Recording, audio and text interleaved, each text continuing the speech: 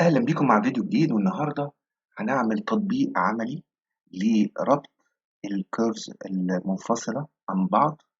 آه الشكل اللي قدامنا ده وارد يجي لأي حد من برنامج متنفذ في برنامج تاني، وبعدين يجي علشان يشتغل عليه فيلاقي إنه عدد الكيرفات كبير جدا. هنا عندي 411 كيرف، 411 اوبجكت، ده غير البوردر، ده غير إن هم كمان مش لاحمين مع بعض.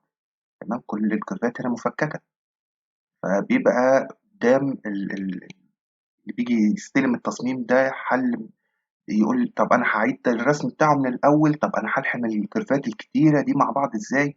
وبتبقى طبعا في صعوبه في التعامل مع الموضوع ده. تعالوا بقى مع بعض واحده واحده كده، هنشوف ان الموضوع سهل وازاي نعرف نتعامل معاه. اوكي، طيب احنا في الاول ادي التصميم. انا شايف ايه، هنمشي كده بخطوات.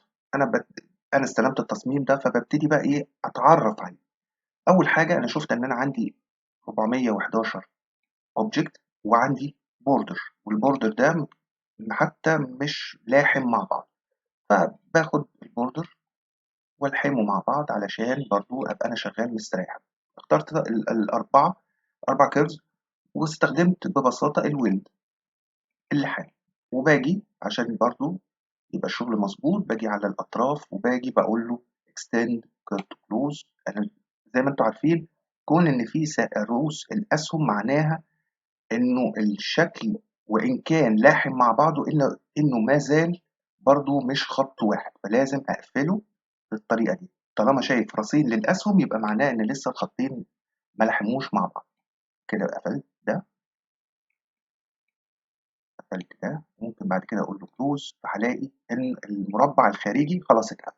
وعلشان أستريح إن أنا ما أعملش يعني ما أغلطش وأعدل فيه أو يضايقني في الشغل، فبعمله لوك وأقفله. طيب، آجي بقى إيه، أتعرّف على الشكل اللي قدّامي. أنا بالنسبة لي بصّيت للشكل كده، قُلت ده ممكن يكون شكل رُبع أو نُص. رُبع أو نُص بمعنى إيه؟ يعني الهدف بتاعه إن هو يا إمّا هيتعمل كده، أشتغل على رُبع وبعدين باعمل له mirror، فبييجي كده مثلًا ده الشكل، أو هيتعمل كده في الآخر. فطبعًا الأسهل إن أنت بتشتغل على رُبع وبتبتدي بقى تعمل الmirror. طيب هل الشكل ده هيتلحم؟ هل أنت محتاج الفراغات اللي جوّه دي هتبقى لون؟ مع حسب ما أنت هتشتغل، هل أنت عايز الخط ده يبقى مقفول والّا مفتوح؟ أنت هنا بترجع للتصميم النهائي اللي أنت عايز تشتغل عليه. بس أنا بالنسبة لي بابُص كده على الشكل، بالاقي مثلًا مبدئيًا أنا محتاج إن لمّا بانزّل guideline هنا، محتاج الخط ده ينزل لتحت هنا شوية. تمام؟ ليه؟ علشان يبقى كلّه على نفس الاستقامة، عشان لمّا تعمل له mirror ما يبقاش فيه فراغات. إحنا كده لسه برضه بنتعرّف على الرسم. باجي هنا مثلًا بالاقي الشكل ده مفتوح، أنا محتاج أقفله. طيب هاقفله إزاي؟ هنيجي مثلًا ناخد ال4 دول،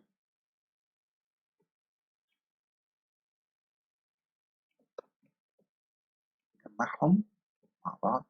تمام، أنا كده اخترتهم وعايز ألحمهم مع بعض علشان أقفلهم. تمام، فهاعمل إيه، أول حاجة إن أنا هاعمله weld. تمام، وآجي على الobject وأتأكد إنه الjoin curves عليه علامة صح عشان يظهر لي هنا على جنب الجزء ده، وأعمل extend gap tolerance هنا 80 بكسل. هو بيمد لي الجزء ده زي ما أنتم شايفين علشان يقفله لي. تمام، مش بس إن هو يتلحم، لأ، أنا يتلحم وكمان أقفله خالص. أنا عايز الجزء ده اللي يتقفل، فاعمل له apply. أوكي، طيب لسه برضه ظاهريًا قدامي الشكل كده إيه، مقفول والّا حاجة، لكن إحنا عارفين إنه لسه مفتوح. طب نكمل، عايزين إيه، عايزين مثلًا الجزء ده نقفله بالمرّة. طيب ناخد دول كده مع بعض وبعدين نلحمهم. طيب وبعد ما نلحمهم نقفل الرؤوس بتاعة المثلثات أو بداية ونهاية الcurve. أها، وبعدين ده كده، وبعدين كده. خلي بالك إحنا مش اشتغلنا شكل أو 2 من ال411 بس بنضبّط شغل، الباقي هيبقى بيتم بخطوات بسيطة. أوكي، وعايز أنزل بس في الحتة دي لتحت وأقول له اقفل. أوكي، جميل كده، ممتاز. تعالوا بقى مع بعض نشوف طريقة من الطرق. هو أنا عندي طريقتين، في طريقة سهلة أوي بس ده بتتوقف على استخدام التصميم. بصوا معايا، احنا دلوقتي كل ال 411 اللي جوه زائد الأربعة يعني 415 على لاير، حاجة على لاير تاني جديد وقف عليه. تمام؟ طيب هفترض في الأول إن أنا الشغل بتاعي محتاج فيه الأجزاء اللي جوه دي هي تبقى ملونة، الأجزاء اللي جوه دي تبقى solid color. أوكي؟ طيب هاجي هنا على السمارت فيل تول وهاجي بصوا هعمل إزاي؟ اقفل اقفل مش مهم اللون، اقفل لون لون لون لون لون لون. السمارت فيل تول ما بيهتمش إذا كان الكيرف مقفول أو لأ. تمام؟ لون لون لون. شفتوا بقى هنا استفدت إزاي لما جينا الشكل اللي هنا ده قفلناه؟ لو ما كانش مقفول ما كانش قبل اللون زي كده. أوكي؟ لون لون لون. ها؟ تمام. طيب كده. طب التاني إيه؟ طب ده إيه رأيكم؟ أوكي؟ لو أنا جيت عملت ده كده، تمام؟ وعدى على الشكل كلها، العدد قل لأنه بيعتبر شيب مقفول بالنسبة لي. عملت اوتلاين هيرجع زي الفل، ممكن إن أنا ألحمهم وكله تمام. بس في حاجة بقى، ده بيتوقف مع زي ما بقول لكم ده بيتوقف على التصميم. هنا في حاجة زي اوتلاين، تمام؟ الخط الخارجي اللي بيعدي من بره ده انت هتشتغل هتحفره ولا هتعمل ايه؟ تمام؟ فده يتوقف على اللي انت عايز تعمله. فالطريقه الاولى لو انت مش محتاج البوردر او الاوتلاين الخارجي ده، ممكن تشتغل بطريقه الايه، التلوين داخلي، مجرد ان انت بتقفل من هنا وخلاص. وهنيجي نعمل مثلا، هناخد ده كده، ادي ده، ادي طريقه الربع كده النص، الشكل بقى تمام وممكن الحمهم كله مع بعض خطوه واحده وما خدش مني اي مجهود. تمام؟ طيب آه، دي طريقه. اوكي؟ طيب الطريقه الثانيه انت لا انت عايز تشتغل بقى على الكيرفات، هنعمل ايه؟ نشوف مع بعض. نقفل ده احنا مش محتاجينه ونرجع تاني هنا.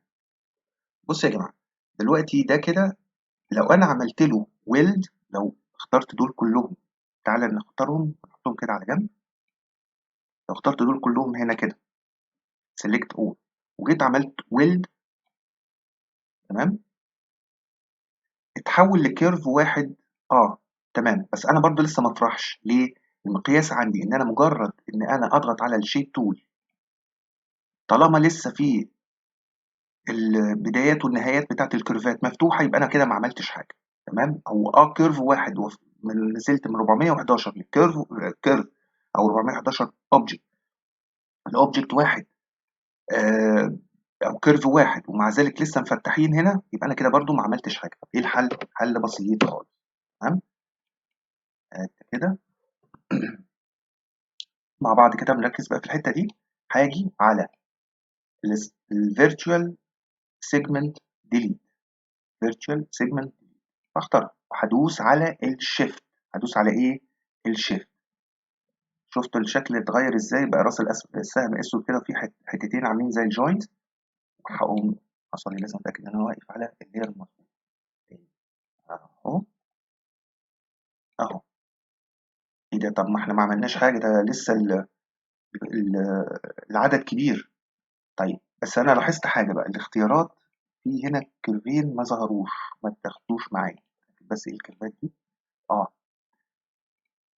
آه. كده انا خدت دول كلهم.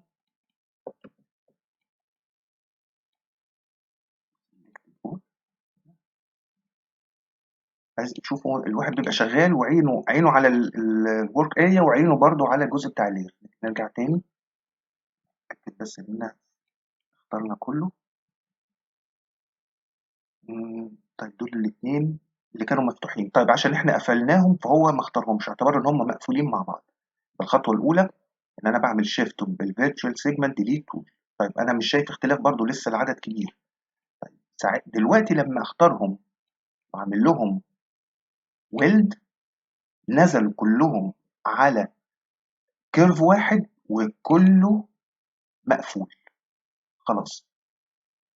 شوف ما في عدد الاسهم الروس ما انت لازم يبقى عندك راس سهم في بدايه ونهايه الكيرف. بس برضو بعمل بقى زي اللي بينقي الرز كده. باجي ايه، مش مجرد ان انا عملت الحركه دي يبقى خلاص، لا لازم اعدي برضو بعيني كده حته حته، لان ده شغل بسلمه العميل، فلازم اتاكد ان شغلي مظبوط. طيب ده كده تمام. اتاكد ان ما عنديش راسين اسهم فوق بعض. يعني ده كده بص، من بعيد كده شايف راسين اسهم، لا يبقى مساحه ده كده.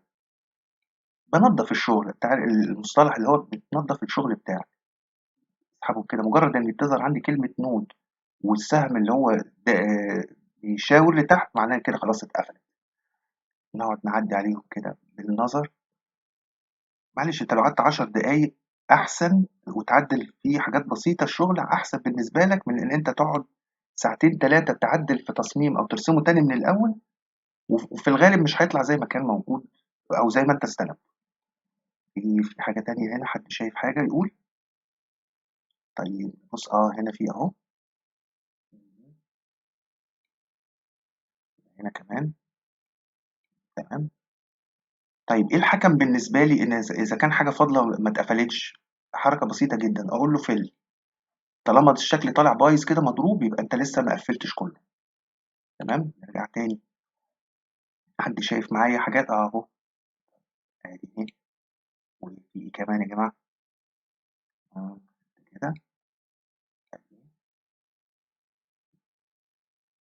هنا كمان. الشغلانه دي عايزه صبر. تمام، ده بقى ايه الجانب السلبي بتاع الشغل في الحاجات دي، الصبر بقى والايه الهدوء. طيب نجرب تاني الحركه اللي احنا بنعملها. طيب لون ايه اللي حصل؟ الخط هنا خط مستقيم اخد من البدايه للنهايه، والدنيا من جوه كلها زي الفل. طب تعالى بص هنعمل ازاي. هنعمل ده كده، ده كده، نقول له فل. وانا عايز اضيع الخط الخلفيه السوداء دي هنا. في حته هنا برضه. اعمل دي كده واقول له delete segment. سوري،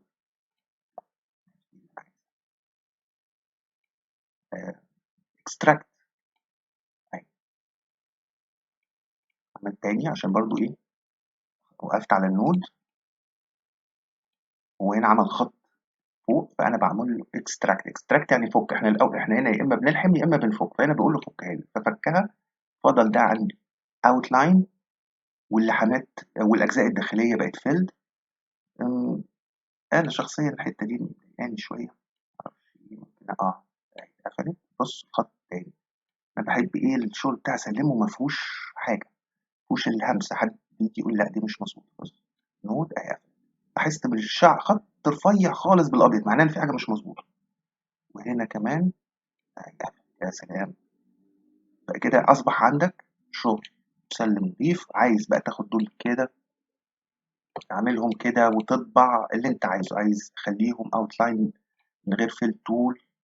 بصوا ادي خطين اهم، ادي خط وادي التاني اللي هو البوردر الرئيسي اللي من بره. التاني ده اللي هو ده الأحمر. اوكي، عايز بقى تعمل كده تنزل تاني. لو انت هتعمل بقى شكل بالطريقه دي، انت هتلحمهم مع بعض.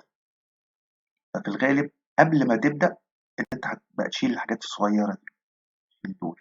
تمام، قالوا كده ايه، احنا قاعدين بقى مع بعض نجرب. اوكي طيب هاجي اعمل كده، وبعدين هاجي اقول له فك ده هنا. ماشي. لازم اتاكد بقى من السهم.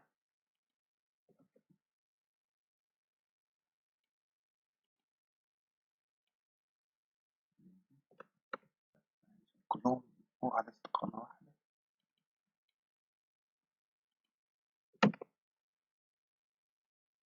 انا مش عايز ابوظ الكيرف، انا عايز.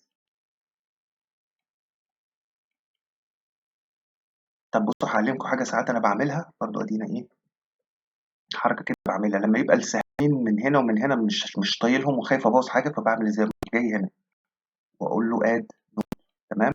فالنود دي اوكي اقف عليها واقول له اكستراكت، وبعدين اقوم واخد دي من هنا لغيها، ودي من هنا لغيها، ودي من هنا لغيها، فهو بيريحني وابقى انا ماشي من الكتاب وانا مستريح، ما اجيش بقى ساعتها واتزنق انا في الجزء اللي جوه ده تاني.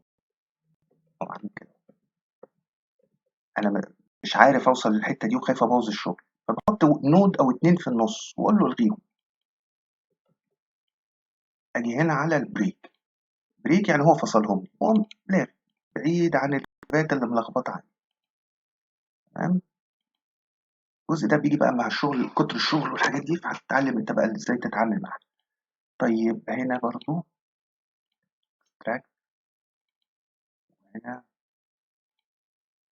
ده نقول له بريك.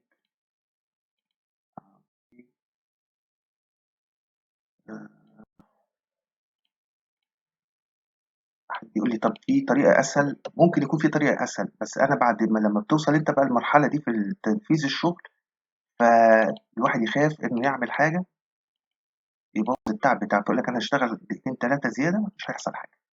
أساسًا أصلًا من البداية الجزء اللي تحت ده المفروض ما يكونش موجود، بس إحنا استخدمناه عشان موضوع الفيلم. تمام، تمام. وبعدين تمام، جميل جدًا. نازلين ده كده ونلحمهم مع بعض، تحفة. طيب برضه لسه أنا مش ليه بقى بابُص على الأطراف دي، لأ شكله مش حلو، نقوم لاحمينهم مع بعض، فاهمين؟ تمام. لازم الشغل يتسلم نضيف، راسين أسودين معناه محتاجة تتقفل، أعمل كده بقت إيه curve.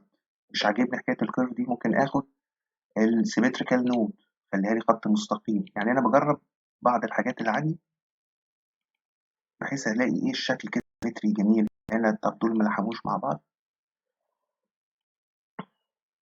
دي اللي هي اللي إحنا بنلحمها، اللي هي الأجزاء اللي رابطة ما بين الجزء اللي فوق والجزء اللي تحت. طب هات لي الاتنين دول. إحنا كان ممكن برضه نعمل حاجة تانية، يعني إحنا كان ممكن نعدي كده وخلاص، إحنا تعبين نفسنا ليه؟ والّا إيه؟ طيب تمام، تمام. ده كده أنت هتبقى مبسوط لمّا تسلِّم الشغل في الآخر كده إيه، لنفسك، تحس إن الشغل مضبوط، نضيف، ما فيهوش حاجات كده مش شكلها مش حلو. أعمل كده، كده، زي الفل. أوكي.